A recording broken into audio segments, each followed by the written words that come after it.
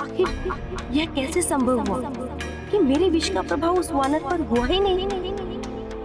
इसका अर्थ कि वह अवश्य ही कोई अति धार्मिक वानर था। किंतु वह जो कोई भी हो, वह जीवित इस वन से बाहर नहीं जा सकता। नहीं जाने दूंगी मैं उसे जीवित बाहर। अंत करूंगी मैं उसका, अवश्य करूंगी अंत में उसका, क्योंकि अब यह मेरे प्रतिशोध के साथ साथ मेरे स्वाभिमान का प्रश्न है। संसार जानता है कि मैं उस परम शक्तिशाली त्रिलोक विजेता महान ज्ञानी रावण की बहन हूँ, जिसके नाम से संपूर्ण ब्रह्मांड सूखे पत्ते के समान कांपने लग जाता है, जिसने यम तक को अपना बंदी बनाकर रखा हुआ है और जिसके सामने कभी कोई देवता आने तक का साहस नहीं जुटा पाते। और मैं निज रूप में वो शूर्पणखा हूँ।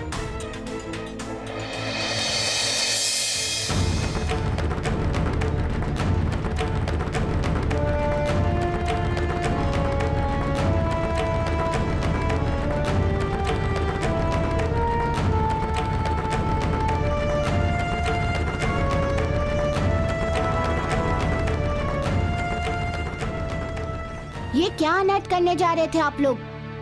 बिना किसी अपराध के किसी की हत्या? वानर बालक, अभी तुम इसके बारे में नहीं जानते कि ये कितना बड़ा अपराधी है। ये महान अधर्मी, महान नास्तिक है।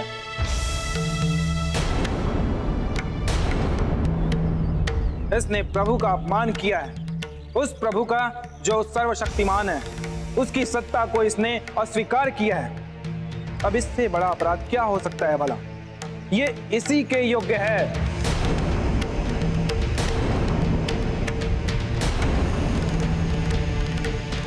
और यदि ये जीवित रहा तो ये धर्म को बहुत बड़ी क्षति पहुंचा सकता है। पुजारी जी, आप क्या सोचते हैं कि आपके ईश्वर का अस्तित्व इतना दुर्बल और आधारहीन है कि एक व्यक्ति के द्वारा उसके अस्तित्व को नकारने से ईश्वर का अस्तित्व समाप्त हो जाएगा? नहीं पुजारी जी, नहीं, आपकी ये सोच गलत है।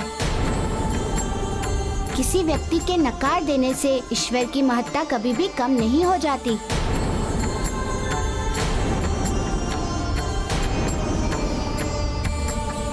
इस आधार पर मेरी आपसे विनती है कि आप इस व्यक्ति को छोड़ दें।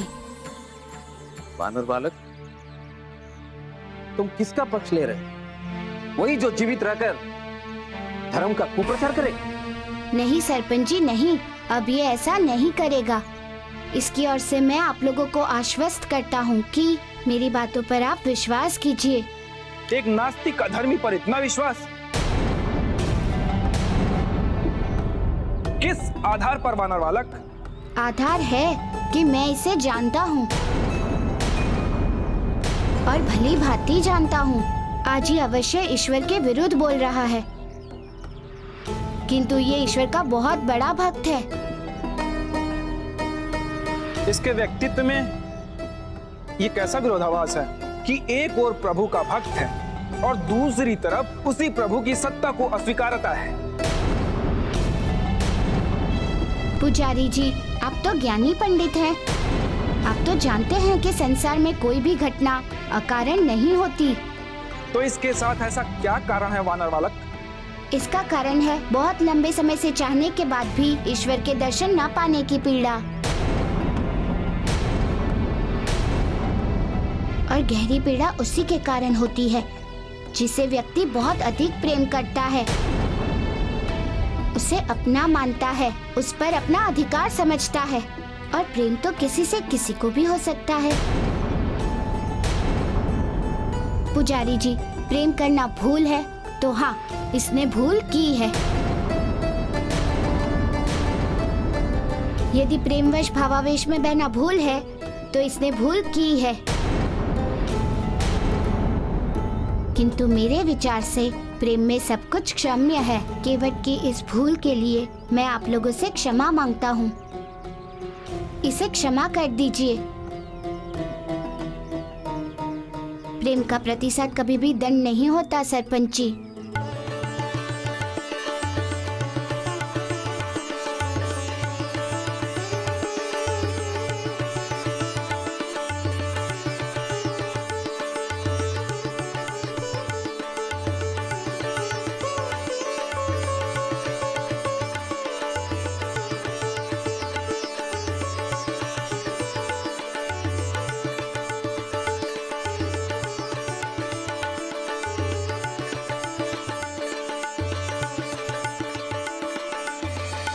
मुझे और अधिक विलंब नहीं करना चाहिए कैलाश पहुंचने में, क्योंकि मेरी इसी यात्रा की सफलता से ही अंजना के प्राणों की रक्षा हो सकती है।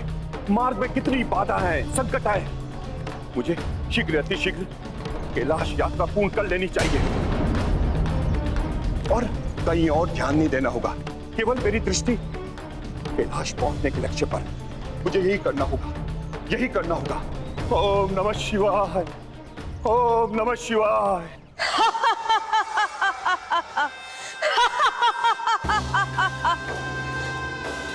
ओम नमः शिवाय, ओम नमः शिवाय। वानर, एक बार तो तू शूर्पणखा के हाथों बच गया, पर इस बार तुझे स्वयं देवता भी नहीं बचा सकते। अब तू इस वन से बाहर नहीं निकल पाएगा वानर। मैं तेरी यही समाधि बनाऊंगी, इसी वन की मिट्टी में। ओम नमः शिवाय, ओम नमः शिवाय।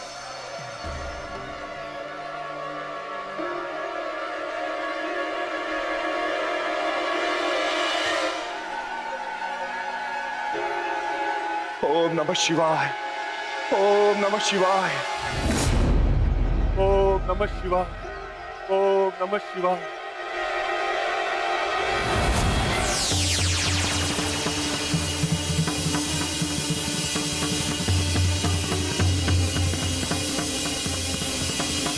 ओम नमः शिवाय, ओम।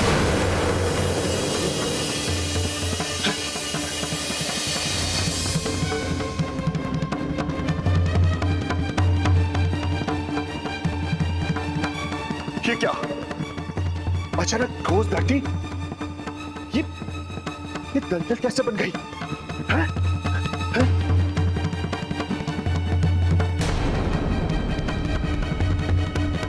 वानर, यह शूर्पणखा की मायावी शक्ति का परिणाम है। अब तू कितना भी प्रयास कर ले, इस दलदल में धंसकर मरने से नहीं बच पाएगा। तू कभी इस दलदल से बाहर नहीं निकल पाएगा। यदि कोई निकलेगा तो वो केवल तेरी आत्मा निकलेगी इस दलदल से बाहर, केवल तेरी आत्मा।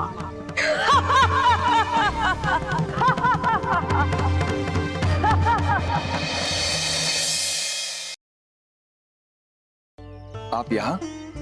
हाँ केवट, मैं तुम्हें खोजता खोजता यहाँ पहुँचा हूँ, किंतु तुम यहाँ क्या कर रहे हो? मैंने तुमसे कहा था ना कि तुम सरयू नदी के तट पर ही रहना, वहीं तुम्हें प्रभु के दर्शन होंगे। फिर ये भटकाव क्यों? मारुति, आपकी कथना अनुसार मैंने कई दिनों तक सरयू तट पर प्रतीक्षा की, किंतु प्रभु का आगमन नहीं हुआ और मेरी प्रतीक्षा की अवधि बढ़ती ही चली गई। तब मेरा मन व्यग्र हो गया उनके दर्शन के लिए और फिर मैं स्वयं को रोक नहीं पाया और उनकी खोज में निकल पड़ा और उनकी खोज के क्रम में मैं यहाँ आ गया। केवट, तुम्हें अधीर होने की कोई आवश्यकता नहीं है। प्रभु के प्रत्येक कार्य का एक उचित समय निश्चित होता है और इस संसार में उस समय से पहले किसी को कुछ भी प्राप्त नहीं होता। इसलिए तुम्हें भी धीरज रखना होगा। समय आएगा तो तुम्हें भी प्रभु के दर्शन अवश्य होंगे। किंतु अब तो मुझे कोई आशा ही नहीं है कि मुझे प्रभु के दर्शन भी होंगे। अब मुझे विश्वास हो गया है कि मैं इस योग्य ही नहीं हूं कि प्रभु मुझे दर्शन दे। मेरा जीवन व्यर्थ है मारुति, मेरा जीवन व्यर्थ है। आपने मुझे बेकार ही बचाया। इससे अच्छा तो मुझे मर जाने दिया होता, मर जाने दिया होता।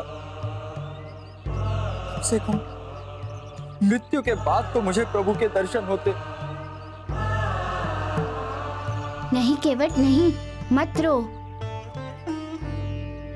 तुम्हारे जीवन में तुम्हें प्रभु के दर्शन होंगे। विश्वास करो तुम मेरी बातों का। मैं झूठा दिलासा नहीं दे रहा हूँ, सत्य कह रहा हूँ केवट। वह सत्य जिसके तुम साक्षी बनोगे। तुम्हारी भक्ति और श्रद्धा के सामने प्रभु को आना ही पड़ेगा। हाँ, बस उसके लिए जहाँ तुमने इतने दिनों तक की प्रतीक्षा की है, बस थोड़े दिन और प्रतीक्षा कर लो। प्रतीक्षा का फल मीठा होता है केवट। उस समय के आने तक धीरज रखो और संयम। तुम्हारी मनोकामना अवश्य पूरी होगी।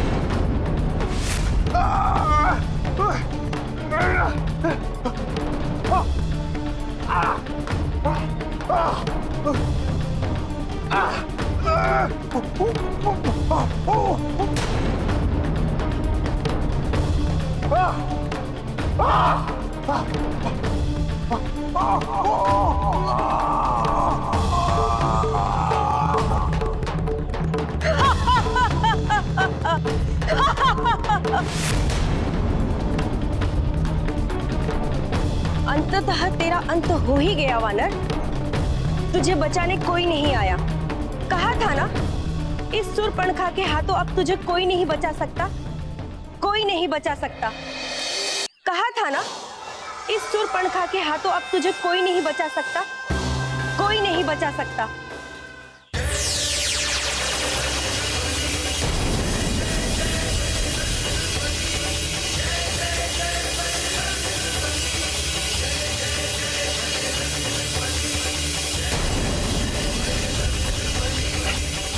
हर हर महादेव,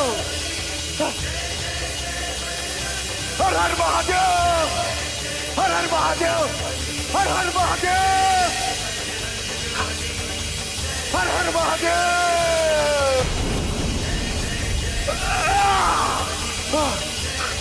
हर हर महादेव।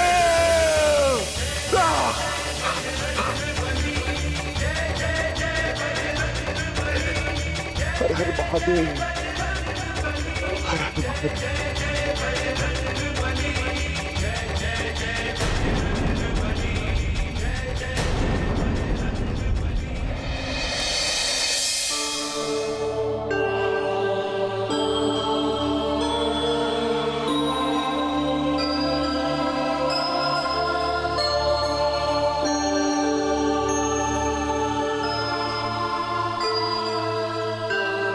मारुति, मैं जन्म जन्मांतर के लिए आपका ऋणी हो गया। अरे, और ऋण कैसा?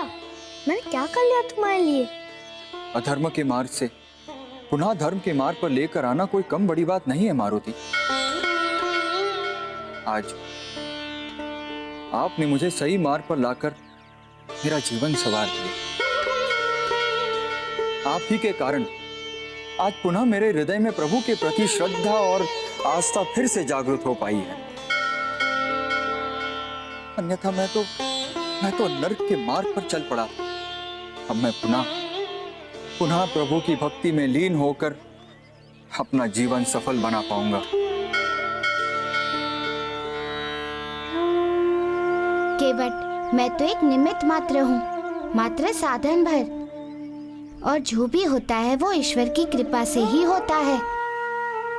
और जो मेरे द्वारा हुआ है वो भी ईश्वर की ही इच्छा थी, क्योंकि ईश्वर अपने सभी भक्तों का ध्यान रखते हैं। भक्त के रूप में ही तो भगवान का अस्तित्व है इस संसार में। वे अपने भक्तों से कभी भी अलग और दूर नहीं रहते। भगवान की शक्ति भक्त ही तो है। मारुति, किंतु एक बात मेरी समझ में नहीं है, भक्त और भगवान ये दोनों एक कैसे हो सकते?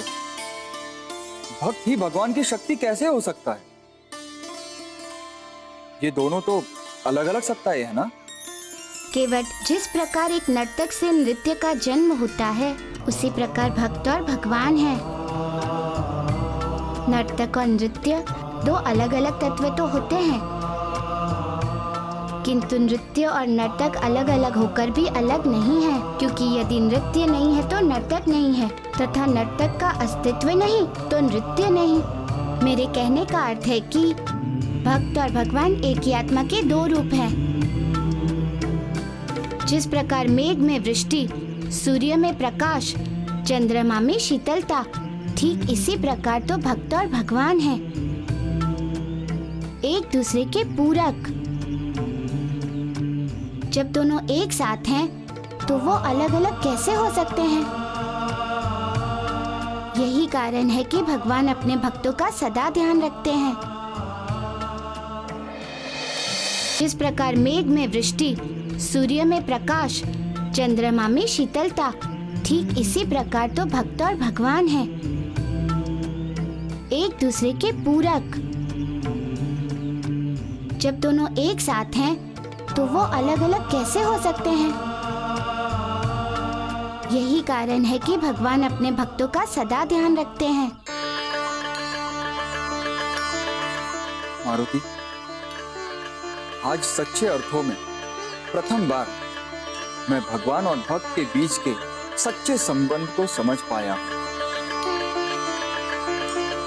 तथा इस ज्ञान के लिए मैं आपका हृदय से आभारी।